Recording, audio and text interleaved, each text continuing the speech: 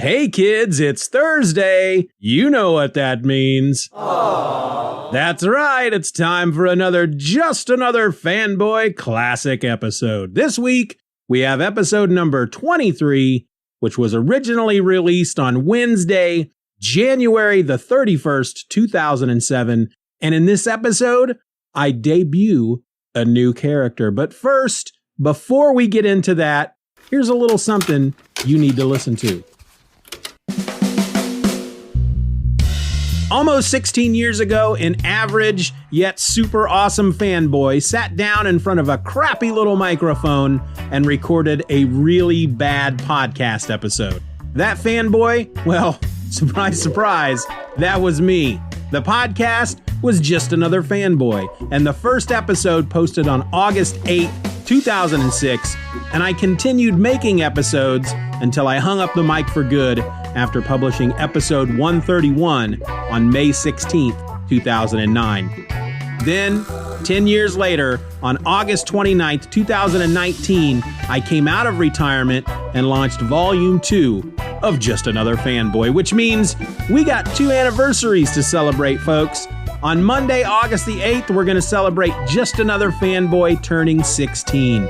Sure, I wasn't podcasting for 10 years right in the middle of those 16, but it still counts. After that, on Monday, August the 29th, we celebrate 3 years of Just Another Fanboy Volume 2. And here's the thing, folks. I want you to help me celebrate. I'd like to do an episode in August that is built around your emails, your texts, and your voicemails. 785-318-6673 is the phone number. justanotherfanboy@gmail.com is the email address. And send me something. You have until the end of the day, Friday, August 12th, to email or call or text. That's the deadline. You can ask me questions, you can share your favorite moments from the show, you can tell me that you like eggs, or, whatever. Just send me something so that we can build an episode together. Your deadline, once again, is the end of the day Friday, August 12th, and both the phone number and the email are in the show notes. I'm counting on you, folks. Don't make me cry.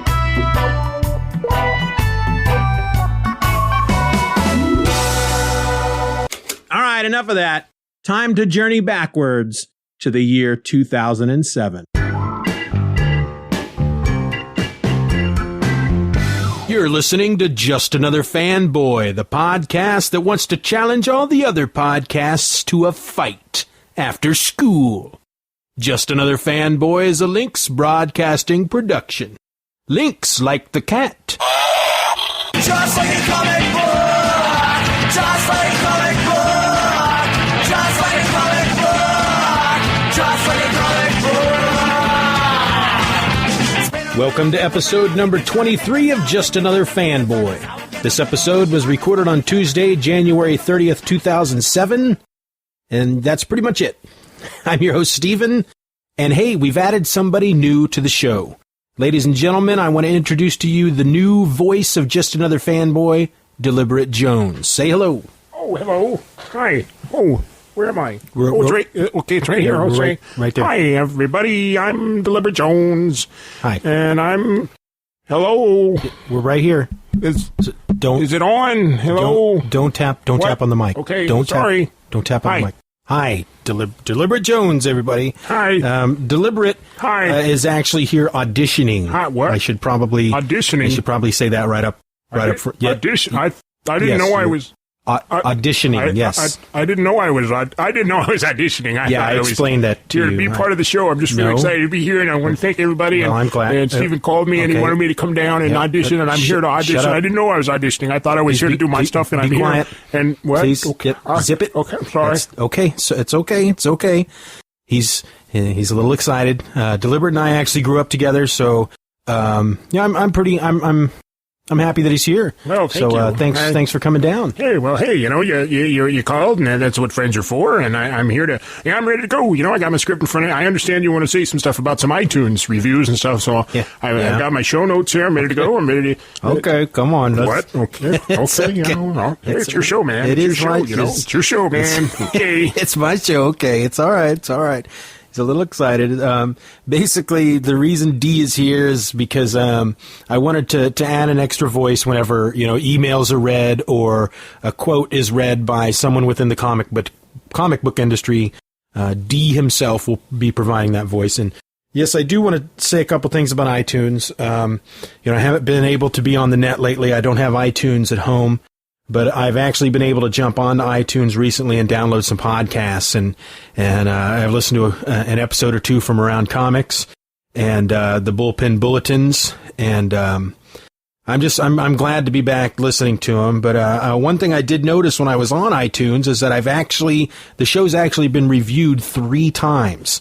Jay Cargith and Iron Fanboy both had some really nice things to say about the show, such as that's D. That's What? What? That's where. Sorry, I was that's reading, where you come in. I was reading right? we can start over, maybe. All right. Okay. 3, 2, 1, go, Steven. Hit it. I was just saying that Jay Cargith and Iron Fanboy, they both had a couple of really nice things to say about the show, such as... Don't let the title fool you. Just Another Fanboy is a pretty unique podcast. From Jay and... A unique podcast in the steaming mass of comic book podcasts. JAF is honestly entertaining, painfully chuckle-worthy, and hopelessly addicting. That was pretty nice of him to say. This is a lot of fun. Yeah. Okay. Anyway... That last quote was from Iron Fanboy, and I want to express my appreciation for the time that the two of you guys took to go on to iTunes and actually post those reviews. I really appreciate it, guys. But I even had a negative review, which said... This podcast gives a lot of effort to be funny, but is very annoying. Oh, that was very nice. No, not really. Who wrote that? That was, a Nani Mouse. Who's a mouse? A Nani Mouse. Anonymous. Oh, anonymous. Okay. Anonymous, yeah. Okay. What? Yeah. Oh. Yeah, I'm gonna go to the bathroom. Okay, yeah, I'll come back later. Thanks for the... Sure. Thanks for the opportunity, Stephen. Thanks. Okay. Appreciate it. Okay, thanks, D. Deliberate Jones. Okay. Yeah. Anyway, that negative review kind of had me thinking all week, because, you can't help but read something like that, even though pretty much every single email or post or voicemail I've gotten thus far has been very positive, very supportive. It just takes one to really eat at your craw, just eat at your craw. So, but I thought about it and I just kind of swept it off the table, because frankly, if the guy doesn't have enough sack to come on to iTunes and basically say you suck and not put a name with that review, then piss off. So, all right, let's just move on forward with a little listener's feedback.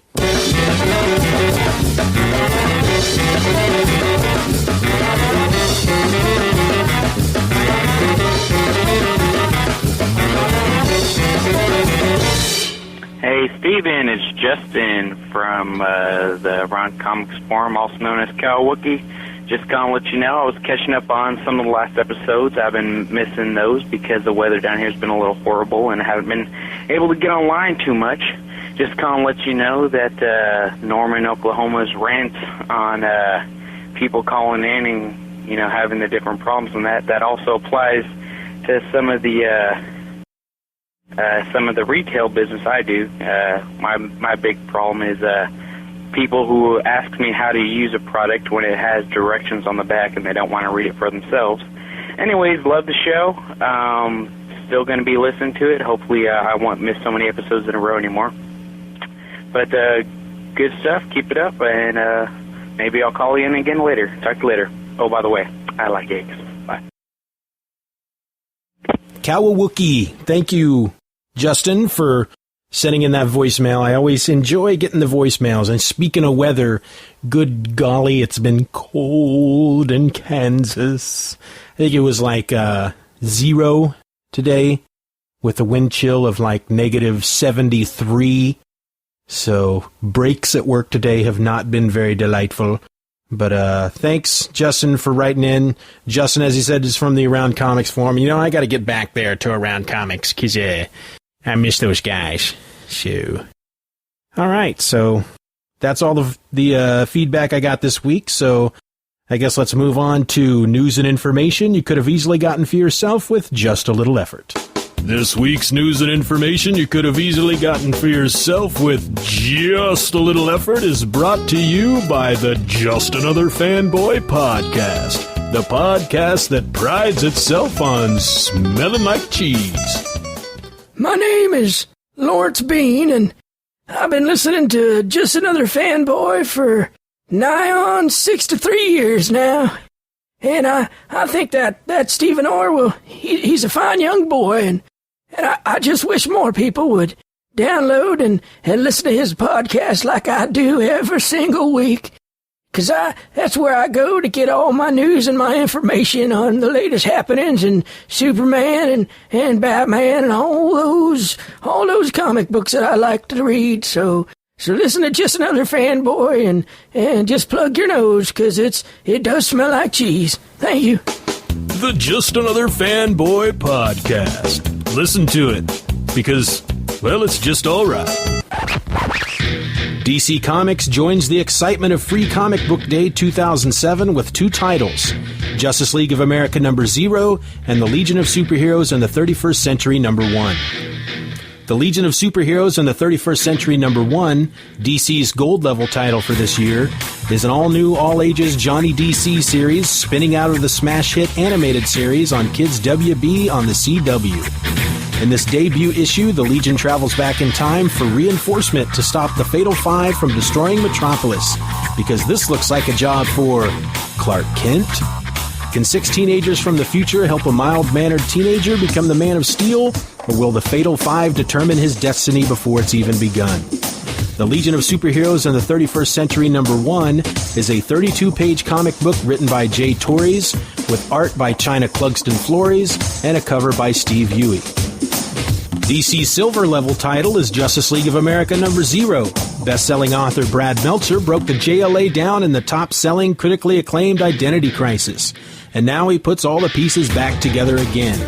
The core heroes of the DC Universe, Superman, Batman, and Wonder Woman, are back, but where do they stand with each other? Join us for this historic and unforgettable new beginning of the Justice League of America as we look at the past, present, and future of the world's greatest superheroes.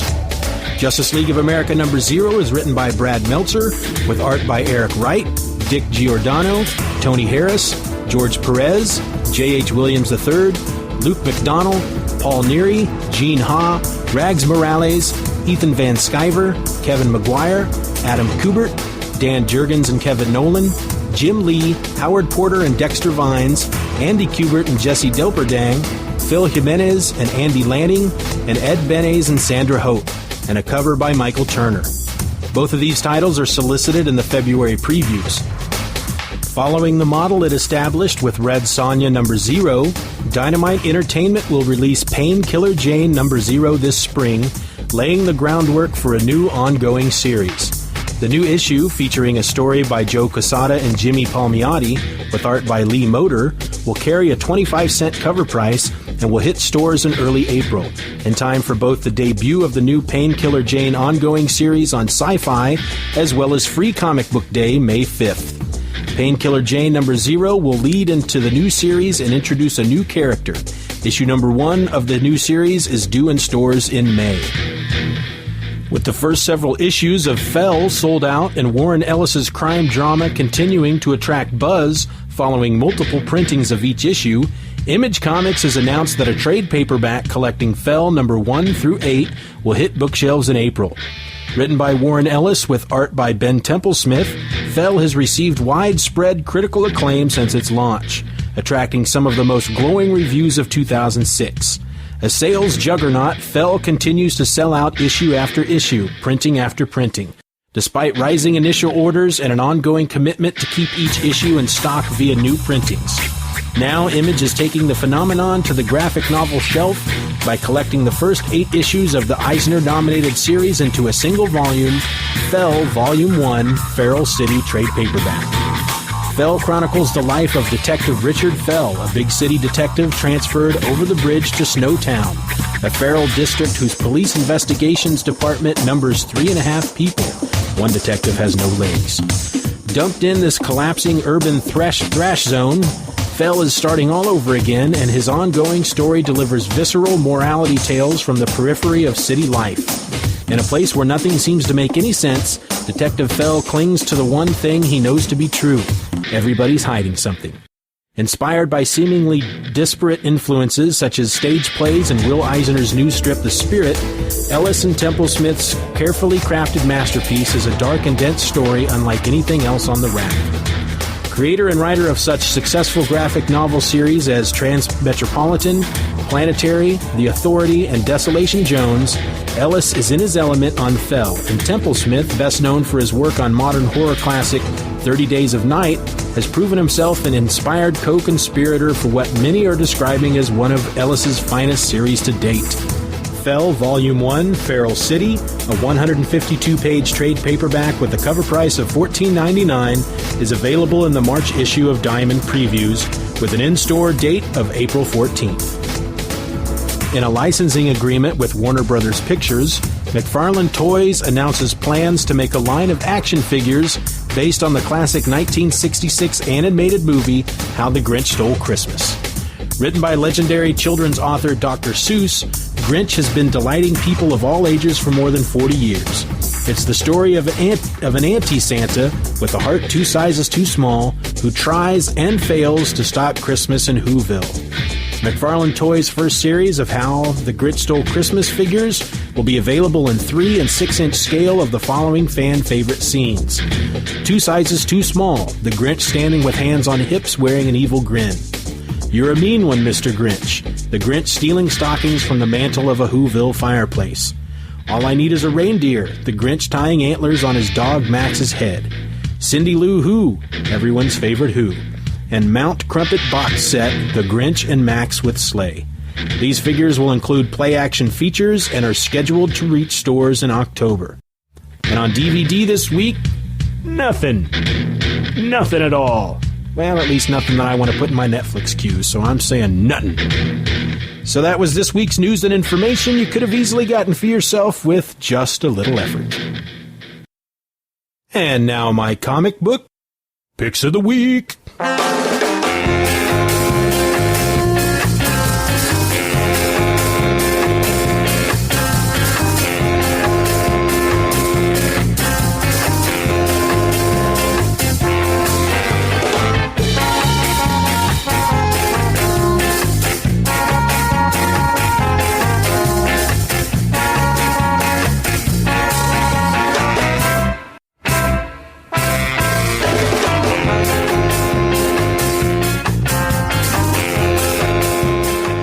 First up this week from DC Wildstorm Comics is Wetworks number 4.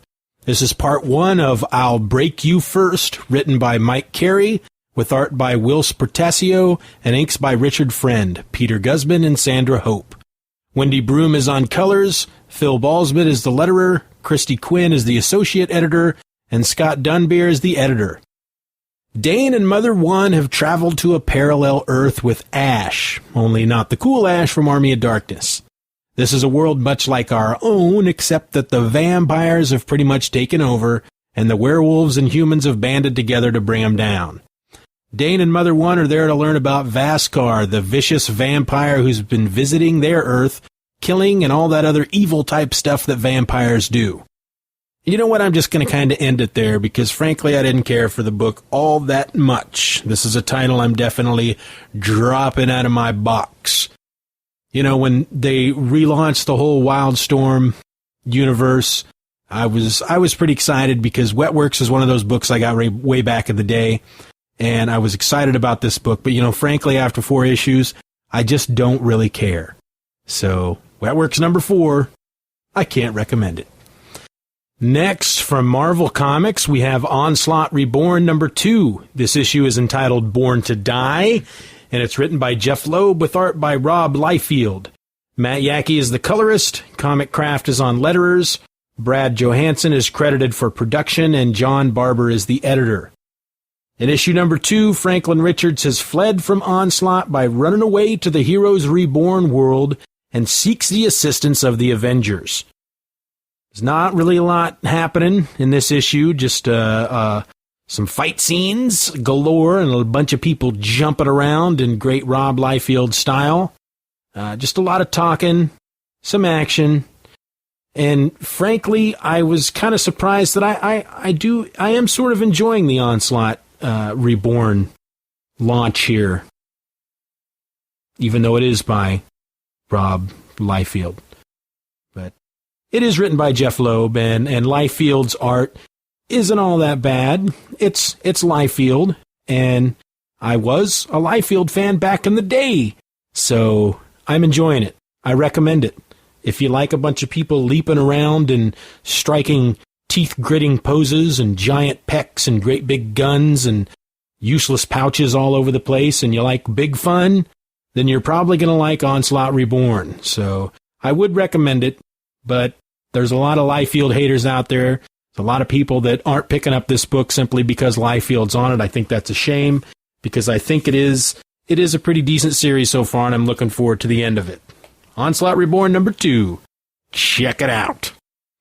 Lastly this week from Marvel Comics is Daredevil number 92. This is part 4 of The Devil Takes a Ride, and it's written by Ed Brubaker with Michael Lark and Stefano Guidiano handling the art chores. Matt Hollingsworth is the colorist.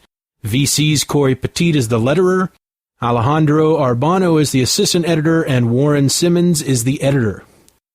Daredevil discovers that Vanessa Fisk, the Kingpin's wife, is behind it all. She's dying and has turned all psycho and has been playing Daredevil like a finely tuned fiddle. She did all of it to get Matt Murdock, Daredevil's alter ego, to get the Kingpin out of prison. Matt basically tells her where to stick it and exits stage right. Back at his hotel, he learns that Leland Drummond, the director of the FBI, has apparently committed suicide, though we all know he's been murdered. But he left behind a so-called suicide note stating that he set Matt Murdock up and that Murdock is not really Daredevil and has been innocent the whole time. This book kicks rump. I love the new Daredevil with Ed Brubaker. I really enjoyed Brian Michael Bendis' run on Daredevil, and I just never thought that Daredevil could get any better until Brubaker and Lark got on the title. If you are not reading Daredevil, you are a fool. A fool, I tell you. Read it. Go back, get the trades, cut out all the pictures, bathe in them, because they're awesome. Daredevil number 92. That's some good comics. And those were my comic book picks of the week. Hey there, dear listeners. Do you got your own picks? I know you do. If you're listening to the podcast, there's a fairly good chance that you also read comics. And I would like all of you to be part of this show. So if you got some things to say about some books you've read recently, you can email me at justanotherfanboy@gmail.com. But if you would prefer not to hear your email read on the podcast by Deliberate Jones, then, hey, why don't you call up the voicemail at 1-877-309-8367, extension 212, and leave a audio review, because dang it, I'm going to play it. So send them in, or, I'm just going to have to tell all the other kids that you're a wuss. Is that what you want? I didn't think so. So let's move on to At the Movies with Gary, Indiana.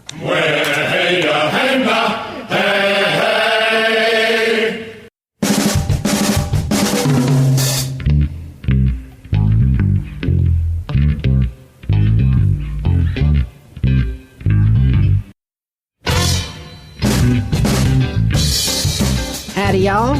Gary, Indiana, coming at you once again with another DVD review. This week, I want to look at a horror movie straight out of 1976. It's rated R, so it's not for the kiddies, and this one's entitled Grizzly. Now, I got this movie on DVD from that unnamed online rental agency that will still remain unnamed until they start fixing me up with some free DVDs, and then I'll start giving their name out, but until then, I'm just not gonna, so don't even ask. Now, let me read to you about the movie here from the front of their little envelope. It says, an innocent trip to the state park turns into terror for all when a giant 18-foot grizzly bear emerges from the woods. Filmed in Georgia, this film will make you shudder as the power and rampage of this giant bear is released. Not since Jaws has there been anything on screen that will frighten and shock you like Grizzly. Now, they should also add that it'll also make you laugh because, well, it's just darn cheesy. I mean, first of all, the bear just goes around killing folks. You know, that's pretty much the premise of the movie. A big old giant grizzly bear's running around the woods killing folks, and the park rangers got to stop it. And that's pretty much it. It's pretty darn funny because at first it seems that the grizzly bear has something against the women folk as the first 4 victims that fall prey to this giant 18-foot grizzly are they're women. And of course, like any 1970s good old horror flick, they're half-naked women.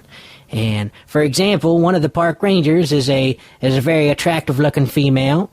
After a few of these people have been killed, her and her boyfriend, who is also a park ranger, are out in the woods trying to find this grizzly.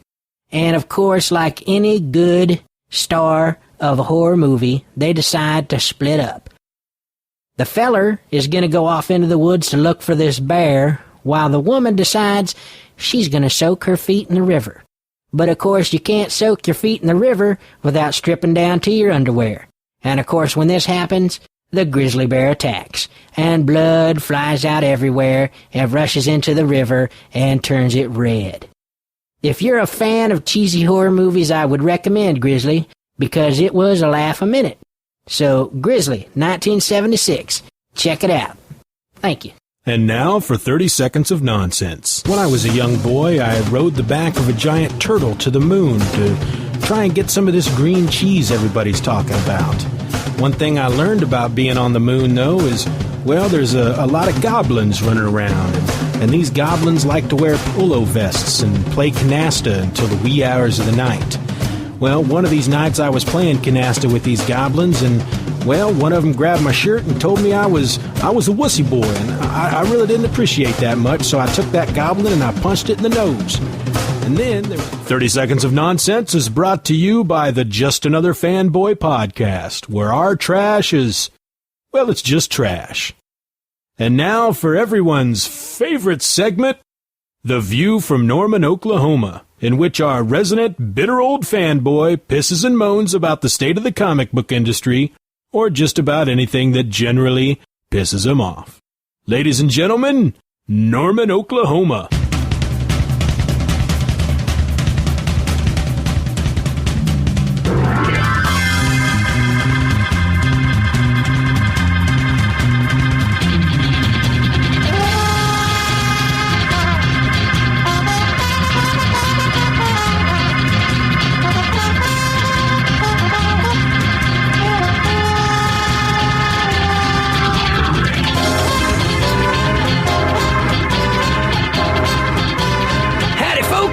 It's Norman, Oklahoma with you once again with The View from Norman, Oklahoma. And this week, I have a few things to gripe about, one of which actually has to do with comics. First off, I'd like to get my bitch on regarding the slabbing of comics. Now get this. There's a company out there that's telling people, if you send us your comic, we will stick that comic between 2 sheets of plastic, seal it shut so you can never read it, and then we'll tell you how much that comic is worth. And we'll charge you for this service.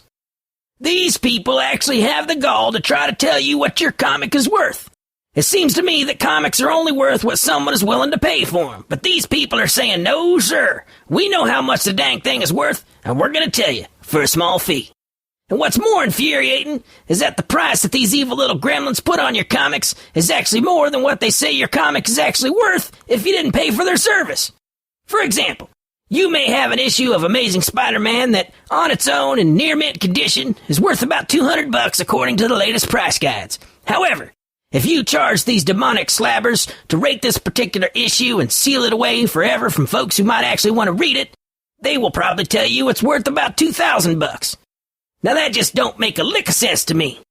The only thing that makes this issue worth more, in their opinion, is that they say it is. And people are actually out there paying for this service and keeping this company in business. The only way we as a comics reading community are going to keep these hateful sons of biscuits in their places is just to up and stop paying them. Fight the power, folks. That's all I'm saying.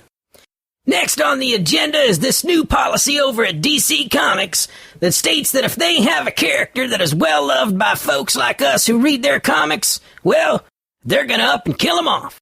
Blue Beetle? Dead. Firestorm? Sleeping with the fishes. The question? Well, looks like he's a goner too. What's going on here? Did you know that the DC High Muckety-Muck Dan Didio actually wanted to kill off Nightwing during Infinite Crisis?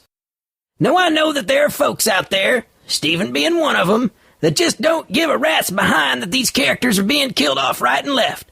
But there are others who are willing to give up comics altogether in protest over these senseless slayings. So listen up, DC, just knock it off already. Quit killing off established characters. It's not fun, and it's pissing people off. But people, keep in mind, vote with your wallets. That's the only way to stop them. Now, last on my list is just a small gripe regarding this truck commercial I keep seeing on TV. Now, I don't remember what truck it's for.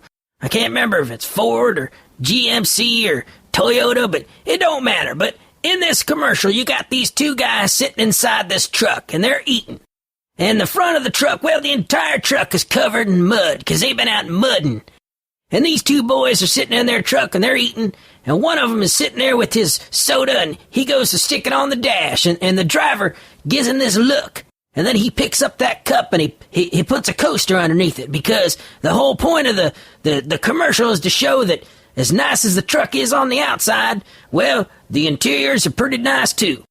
Well, then the commercial ends to show these two folks sitting in their driveway, and the passenger guy is washing off the truck. Well, here's my question. Why were they sitting in their driveway, sitting in that truck, eating? Think about that for a second. They were in their driveway, in their truck, eating. They get back from mudding, they stop at a drive-thru and they pick up some burgers, Cokes, and French fries, and then instead of going inside, they sit in their truck and eat. Does that make any sense to anybody else? I don't know, maybe it's just me. It's kind of like that Wendy's commercial that's out there with the two fellers sitting in the library, and the one guy's he's eating on that little itty bitty sandwich and those little teeny tiny French fries and his little bitty small Coke, and he's sipping at it, and he looks at the other guy and he motions to his food and he goes, $2.99. And then the other guy looks at his food, and he's got a big old sandwich and great big old fries and great big old Coke. It's from Wendy's, and he motions at his food, and he goes, $2.99. Now, first of all, the commercial just annoys me because they're whispering. That just pisses me off. But they're whispering because they're in a library. Now, let's think about this for a second.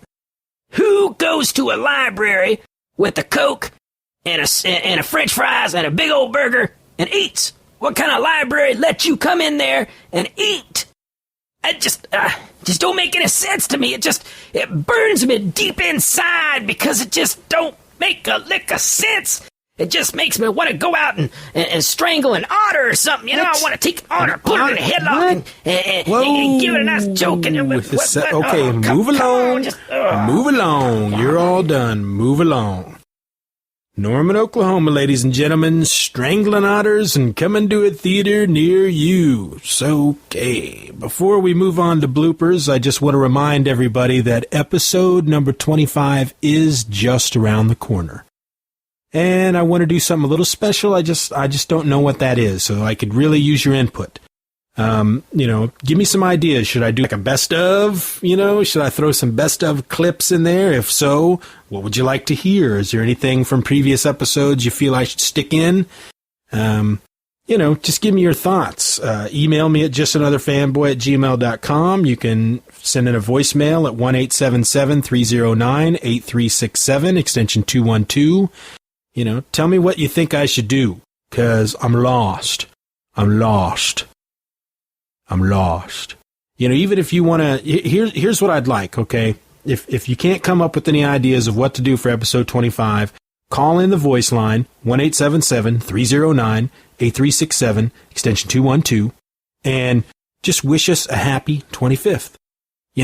Just call in and say, hey, happy 25th. way to go, Steve. Yippee-doo. You know, you could even, episode 25, what are you, crazy? You're still doing this? You suck. You suck. You know, whatever. I'm going to play. I want to get a lot so I can maybe stick them in throughout the episode. That'd be nice. If you're a fellow podcaster, you know, if you're a fellow podcaster, you like the show, send me a voicemail.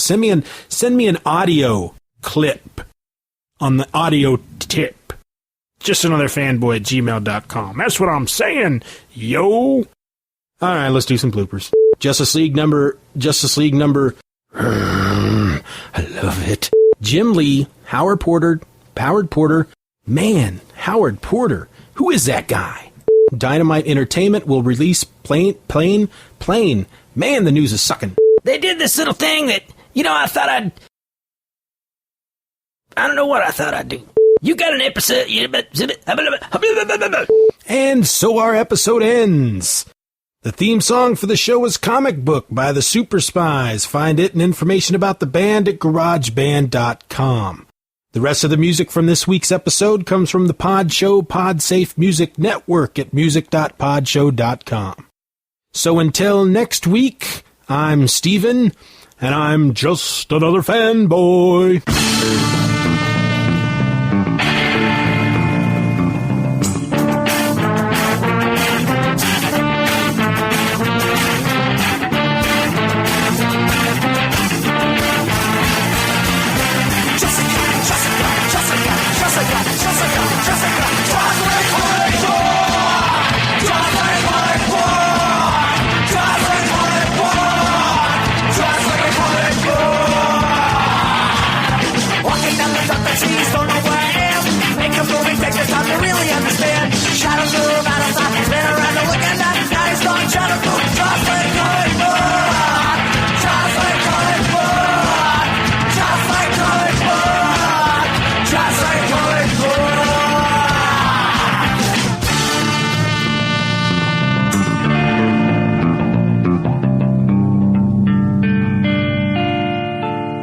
Bye-bye, Daddy. Bye-bye, Daddy. Good job.